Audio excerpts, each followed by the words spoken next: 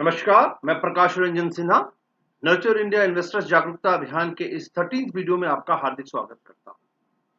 Nurture India investors जागरूकता अभियान का ये प्रयास है कि अपने देश के लाखों करोड़ों लोगों को सिंपल सरल भाषा में इन्वेस्टर से जुड़ी हुई अलग अलग विषयों पे समझाएं, खास करके उन विषयों पे जहां पे हमें लगता है कि उनके मन में कोई डर, कोई भ्रम, कोई शंका, कोई संदेह और उस वजह से वो अपने इन्वेस्टमेंट का निर्णय नहीं लेते हैं। बहुत बार वो करते भी नहीं है इन्वेस्टमेंट, या करते भी तो शायद गलत करते हैं। तो हमारा ये प्रयास है कि ये जो भी नेगेटिव एस्पेक्ट्स हैं इन्वेस्टमेंट से, जो उनके मन में जुड़ी हुई है या उनकी समझ से जुड़ी हुई है, उसको दूर करें। और सबसे बड़ी बात है, क्योंकि पैसा इन्वेस्टर का है, फायदा उसको होगा, नुकसान उसको होगा, तो उनको अपनी समझ इस बारे में बहुत अच्छी करनी चाहिए। यानी जो भी वो निर्णय लें, अपनी समझ से लें, अपने कॉन्फिडेंस से लें और अपने कन्विक्शन से लें। तो इसी तहत में हमारे सारे वीडियोस हैं। यानी हमारा एक प्रयास है कि लोगों के अंदर एक इन्वेस्टमेंट के प्रति एक जागरूकता पैदा करना। हमने अपने पिछले वीडियोस में, जो कि 12th वीडियो था, उसमें हमने बताया था कि हर व्यक्ति को इक्विटी में इन्वेस्टमेंट करना ही चाहिए। क्यों करना चाहिए? हमने बड़े संक्षिप्त में बताया था आपको कि इक्विटी एक ग्रोथ एसेट है और हम सब अपने जीवन में ग्रोथ चाहते हैं। और जब हम ग्रोथ किस चीज से चाहते हैं, तो ज्यादा से ज्यादा सामान या बेटर बेटर सर्विस से चाहते हैं। और ये सारी चीजें कोई ना कोई कंपनी या इंडस्ट्री प्रोड्यूस करती है। तो यानी आपका पैसा जो निवेश के लिए है, उस जगह जुड़ना चाहिए, क्योंकि आपकी ये जिंदगी से जुड़ा हुआ है। और भी हमने 2-3 वजह बताए थे। तो मैं चाहूंगा कि आप हमारा 12th वीडियो जरूर देखिए इस वीडियो को देखने से पहले। अब सवाल ये उठता है कि अगर इक्विटी सबके लिए जरूरी है, तो फिर क्या सारे लोग इन्वेस्ट कर रहे हैं? अब जब हम अपने डेटा देखते हैं अपने देश का, तो हम पाते हैं कि बहुत कम लोग इक्विटी में इन्वेस्ट कर रहे हैं। शायद 10% भी नहीं है लोग हाउस होल्ड सेविंग का। बहुत कम लोग हैं। आप एनएससी का भी डेटा उठा के देख लीजिए तो बहुत कम लोग हैं। ज्यादातर लोग ट्रेडिशनल जगह इन्वेस्ट करते हैं, चाहे वो बैंक एफडी हो, पीपीएफ हो, एनएससी हो, उस तरह के इन्वेस्टमेंट में करते हैं। क्या वजह हो सकती है?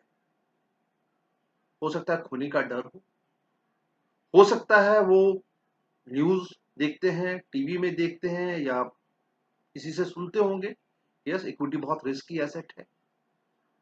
बाजार में उतार चढ़ाव वो भी देखते हैं। बहुत बार वो शॉर्ट टर्म में देखते हैं कि हाँ, लोगों के पैसे कम हो रहे हैं, तो शायद घबरा जाते हैं। और भी वजह हो सकते हैं। लोगों के मन में ये बात बैठी हुई है कि इक्विटी शायद अमीरों के लिए है, यंग लोगों के लिए है, जिनके पास ज्यादा पैसा उनके लिए है, जो ज्यादा रिस्क ले सकते हैं उनके लिए है। तो कोई ना कोई तो वजह होगी। अदरवाइज अगर इक्विटी वाकई सबसे अच्छा एसेट है और लॉन्ग टर्म में बहुत अच्छा रिटर्न दिया है, तो मेरे हिसाब से ये कम से कम 50-60% होना चाहिए। हमारे देश के कम से कम 50-60% लोग उसमें इन्वेस्ट करने चाहिए, जो कि नहीं है। तो हम अपने इस वीडियो में इस कारण को समझने की कोशिश करेंगे कि क्यों कम है रिस्क, यानी हम उसको समझने की कोशिश करेंगे। देखिए, मेरे हिसाब से पहला जो वजह है वो ये है कि शायद लोग रिस्क ही गलत समझ रहे हैं। क्योंकि ज्यादातर लोगों के दिमाग में ये बात बैठा हुआ है, रिस्क मतलब पैसे का नुकसान। बिल्कुल सही है। लेकिन फिर अगर आप कोई चीज के बारे में सोचिए, तो नुकसान आपको कब होगा? जैसे कि अगर किसी व्यक्ति को इक्विटी में नुकसान हुआ है, तो कब होगा उसको? तो हम आज उन सारे विषयों पे एनालाइज करेंगे कि लोगों को क्यों ऐसा हुआ है। क्योंकि अगर आप एक नॉर्मल सर्वे कीजिए और 100 लोगों से पूछिए इक्विटी रिस्की है या सेफ है, तो मेरा दावा है लगभग 95% लोग बोलेंगे रिस्की है। शायद 5% ही लोग बोल दे नहीं, रिस्की नहीं। और फिर वही जब आप देखते हैं, डेटा देखते हैं कि कितने लोगों ने इक्विटी में इन्वेस्ट कर रखा है, तो आप देखते हैं कि लगभग 90% लोगों ने नहीं कर रखा है। तो बड़ा ये सोचने वाली बात है कि रिस्की उन्होंने बोल कैसे दिया। क्योंकि जब अगर 5% लोगों ने रिस्की नहीं बोला है और 90% लोगों ने अगर इन्वेस्टमेंट किया ही नहीं है, तो फिर कैसे बोल दिया ये चीज? कहीं ना कहीं ये गलत कुछ समझ है, सुनी सुनाई बातें हैं, या अगर अनुभव भी होगी उनका अपना, तो क्या ये अनुभव कितना सही था, ये भी देखना बहुत जरूरी है। चलिए अब ये थोड़ा सा रिस्क को हम समझते हैं इक्विटी के हिसाब से। जैसा कि मैंने बोला कि मैक्सिमम लोगों के लिए रिस्क का मतलब है पैसा खो जाना या नुकसान होना। ठीक है, उनके नजरिए से। लेकिन अगर आप फाइनेंस और इन्वेस्टमेंट के नजरिए से आप रिस्क को समझेंगे तो ये रिस्क मतलब ये होता है कि जब आप इन्वेस्ट करते हैं तो आप एक रिटर्न एक्सपेक्ट करते हैं, लेकिन जो आपको मिलता है वो शायद वो नहीं होता है, उससे डिफरेंट होता है। यानी कि there is a difference between realisation of return and expectation of return, और ये जो डिफरेंस है इसको हम रिस्क बोलते हैं। अगर ये डिफरेंस ना हो तो रिस्क नहीं है। अब जैसे बैंक एफडी में लोग बोलेंगे रिस्क नहीं है क्योंकि आप एक्सपेक्ट वही करते हो और मिलता भी आपको वही, लेकिन इक्विटी में वो चीज नहीं है। यहां पे एक चीज बहुत ध्यान देने वाली बात है। पहली चीज कि आपका एक्सपेक्टेशन क्या है, यानी कि आपका एक्सपेक्टेशन शुड बी रियलिस्टिक। आप अगर अनरियलिस्टिक एक्सपेक्टेशन रख रहे हैं तो फिर तो आपका आधार ही बड़ा गलत हो रहा है। और अब आपको दूसरी ये चीज है कि आपको मिल क्या रहा है, वहां पे नुकसान नहीं होना चाहिए। अब आपको नुकसान कहां से हो सकता है? जैसे मैं बहुत सारे लोग से बात करता हूं और मैं लोगों से हमेशा ये बोलता हूं कि जब भी आपका कोई खराब रिजल्ट आता है या नुकसान होता है, जैसे इन्वेस्टमेंट की भाषा में हम बात कर रहे हैं, तो पहली चीज है आपको अपने निर्णय या अपने को आपको थोड़ा सा इंट्रोस्पेक्ट करें। मैंने जहां निवेश किया था, जिस कंपनी के स्टॉक में निवेश किया था, क्या वो अच्छी कंपनी थी? अगर गलत कंपनी थी तो फिर ये पहली गलती मैंने की। चलो, अच्छी कंपनी थी लेकिन बाद में उसकी परफॉर्मेंस खराब हुई, पैसा आपका था और ये आपकी जिम्मेदारी बनती है कि आप परफॉर्मेंस को भी मॉनिटर करें। तो आपने इन्वेस्ट करके क्या भूल गए थे? आपको मॉनिटर करना चाहिए। अगर आपने मॉनिटर नहीं किया तो फिर ये आपकी दूसरी गलती है। तीसरी बात, अगर आपने पैसा इन्वेस्ट किया और बहुत अच्छा रिटर्न मिल रहा था आपको, लेकिन जिस वक्त आपको पैसा चाहिए था, सडनली उस वक्त कुछ ऐसा हो गया, चाहे वो बाजार में हो गया या इकोनॉमी में हो गया या ग्लोबल या पॉलिटिकल फैक्टर्स कुछ हो गए और आपका जो ग्रोथ हुआ था वो नीचे हो गया। अब फिर यहां पे सवाल उठ रहा है कि ये जो हुआ कोई ना कोई वजह से हुआ होगा। आप अगर मॉनिटर कर रहे होंगे तो आपको थोड़ा सा आभास तो हो जाएगा, लेकिन उससे भी ज्यादा इंपॉर्टेंट चीज ये है कि अगर आपको पता होना चाहिए कि इक्विटी शॉर्ट टर्म में रिस्की है, जो कि हम सब लोग जानते हैं। क्योंकि शॉर्ट टर्म में इक्विटी, कोई भी इक्विटी, चाहे आप इक्विटी स्टॉक में पैसा लगाए, अच्छी से अच्छी कंपनी में के स्टॉक में पैसा लगाए या इक्विटी म्यूचुअल फंड में लगाए, best of the mutual fund में लगाए, लेकिन अगर शॉर्ट टर्म में economic factor, market factor, global factor, political factor अगर नेगेटिव दिशा में है, जो कि हो सकता है, तो आपके रिटर्न पे वो असर पड़ेगा। यानी जो आपको ग्रोथ मिला था वो शायद नीचे हो जाए। अगर ये चीज तो हम में से कोई शायद बोले कि नहीं हम इतना अंदाजा नहीं लगा सकते हैं, लेकिन ये चीज तो हम हर व्यक्ति को पता होना चाहिए कि हाँ ऐसा हो सकता है। और आपके पास हर दिन ये मौका मिलता है कि आप अपने पैसे को, यानी ग्रोथ को जो आपका था उसको आप प्रिजर्व कीजिए। यानी आप अपने जो पैसे को मूव कर लीजिए इक्विटी से डेट की तरफ।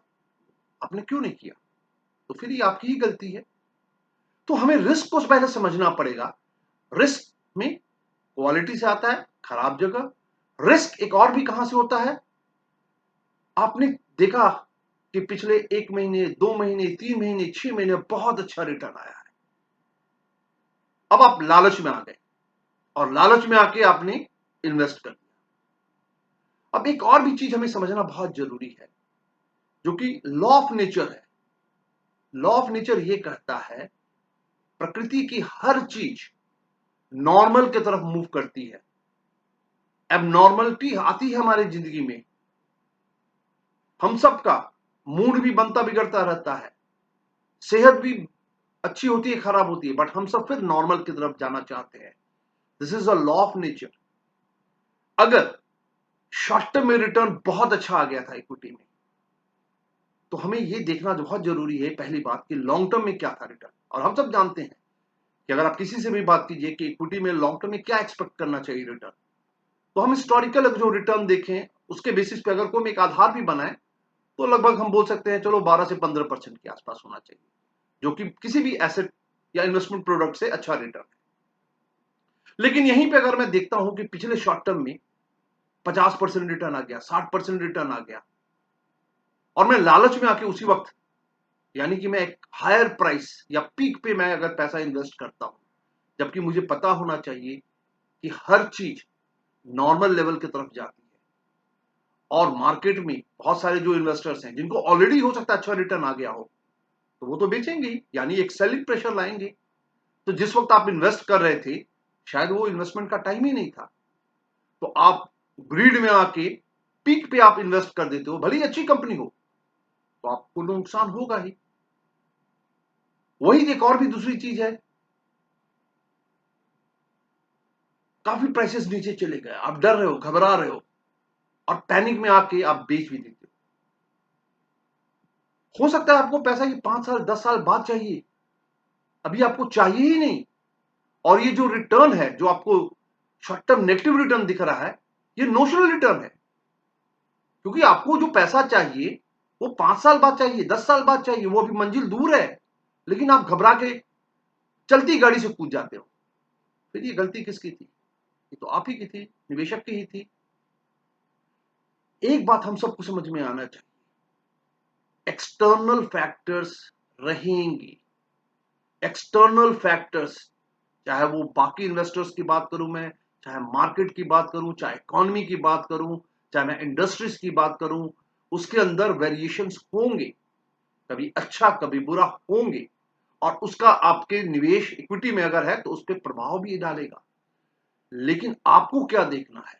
आपको अपना रिस्क देखना है, और आपको अपना रिस्क कहां से देखना है? जब आपको पैसा चाहिए। अगर मंजिल बहुत दूर है और आपने अच्छे स्टॉक में या अच्छे इक्विटी म्यूचुअल फंड में पैसा डाला है, और ट्रैक रिकॉर्ड आपने देखा, हिस्ट्री देखा, और जैसा मैंने बोला इक्विटी एक ग्रोथ एसेट है जो हमारे लाइफ से जुड़ी हुई है, तो वो बाकी एसेट्स के मुकाबले में आपको अच्छी रिटर्न देगी। सिर्फ आपको एक धैर्य के साथ वो परिस्थिति का सामना करना पड़ेगा।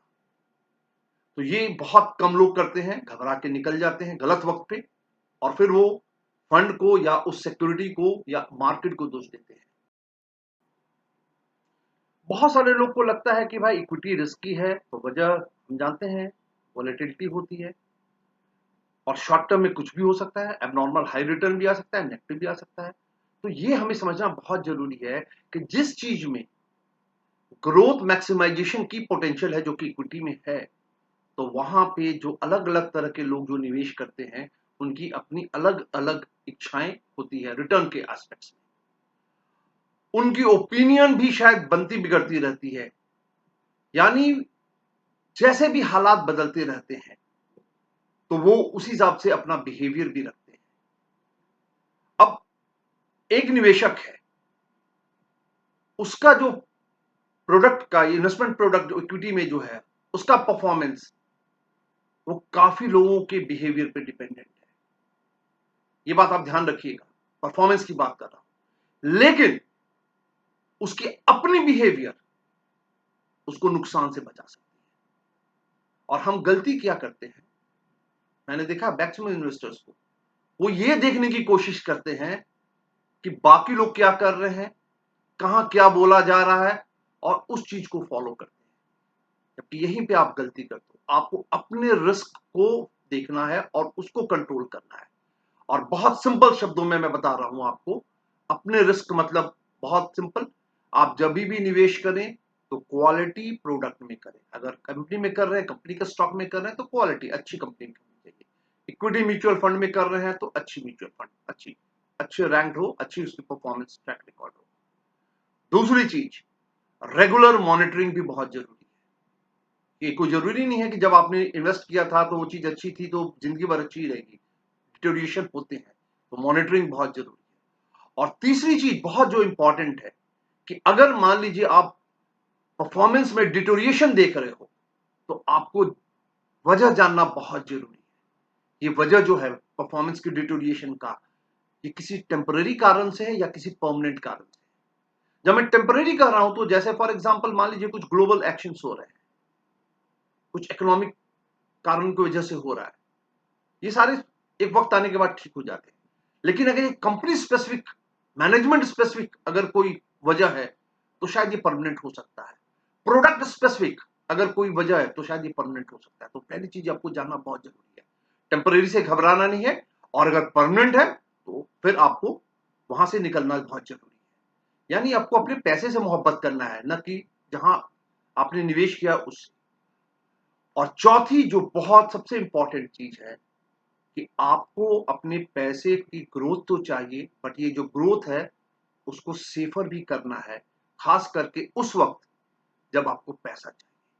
जब आप गाड़ी चलाते हैं और खुली रोड होती है तो आप फोर्थ गियर फिफ्थ गियर पे चलाते हैं, लेकिन जब आप गाड़ी रोकते हैं या जब अपने पार्किंग लॉट में जब आ जाते हैं तो आप धीरे धीरे स्पीड कम करते हैं और न्यूट्रल में आते हैं।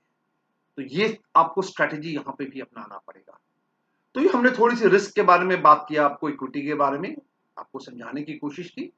हम अपने अगले वीडियो में और इसमें आगे बढ़ेंगे और आपको बताएंगे कि आपको कैसे सिलेक्शन करना चाहिए, कितना करना चाहिए, कहां करना चाहिए और किस तरह से मैनेज करना चाहिए। हमारा ये वीडियो आपको कैसा लगा, आप अपने इस पे व्यूज दे सकते हैं। अगर मेरा वीडियो आपको अच्छा लगा तो आप अपने दोस्त, अपने फ्रेंड्स, अपने कलीग्स को बताइए, क्योंकि बहुत सारे लोग जो कि इक्विटी में इन्वेस्ट नहीं करते हैं, डरते हैं, घबराते हैं, तो शायद इस वीडियो से उनको कुछ सीख मिलेगी, कुछ कॉन्फिडेंस मिलेगा और वो प्रेरित होंगे। तो आप उनको बताइए।